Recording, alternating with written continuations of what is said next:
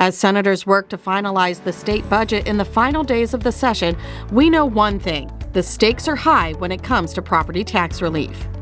Even with the work we have done, Nebraska's property tax burden continues to grow by $285 million annually. That's more than a 6% increase each year. And without action, it's going to undo a quarter of the progress we made in delivering tax relief over the last 5 years. Well, the conversation about property taxes is so important is because we pay property taxes regardless whether we make any money. It's true on the farm or the ranch, it's true with the homeowner. What we pay in property tax isn't dependent on our income, it's dependent on what they charge us for taxes. And if we do nothing this year, our taxes are going to go up $285 million. And quite frankly, we can't afford that right now. The message from Nebraska Farm Bureau is clear: doing nothing is not an option. While farmers and ranchers only carry 24% of the overall burden, the impact on Nebraska's economy and their profitability is direct.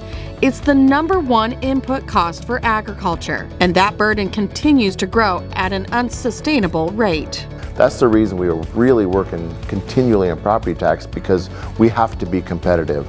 If I'm comparing to someone that's the same size of farm in Iowa, and if they have a lower break even than me, it's difficult to be competitive. And so it's very important for Nebraska to grow as an economy, for our rural towns to be successful and thrive. We have to have the ability to be profitable. When it comes to the legislature generating dollars to provide property tax relief to Nebraskans, there's only two options: cut spending or raise revenue. Nebraska Farm Bureau believes the legislature should cut spending to balance the state budget, and in turn expand the sales tax base to include more goods and services to generate the dollars needed to deliver property tax relief. And many senators in the body agree. I am not in favor of balancing our budget by just raising taxes. I think a balanced budget has to come through responsible fiscal responsibility and reduced spending. If we are going to pass any sort of real revenue generating bills, in other words, tax increases, the only way I can get behind that is if it was 100% earmarked for property tax relief. If there's a tax increase, to have it transferred to property tax relief and not just get spent in the budget. And that will be my priority.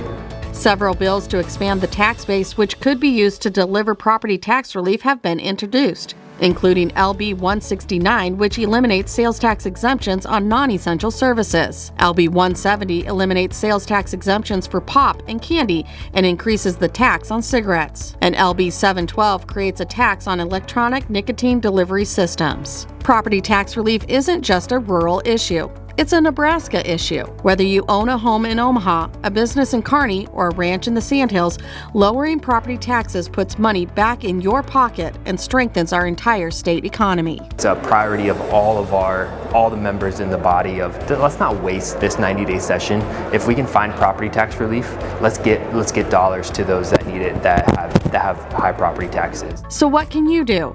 As a Nebraska Farm Bureau member, your voice is powerful. Here's what we're asking. Contact your senator. Tell them to balance the budget by cutting spending. Tell them new revenue should be used only for property tax relief. Now is the time to do something about reducing our property tax burden. We just can't afford another cost on our families, and we can fix this. We just have to take action, and I'm encouraging you to talk to your senators and tell them that this is one of the most important things that they could do this legislative session for you and your family. If you believe Nebraska deserves real, lasting property tax relief, speak up. Act now by visiting nefb.org to reach out to your senator and urge them to prioritize property tax relief.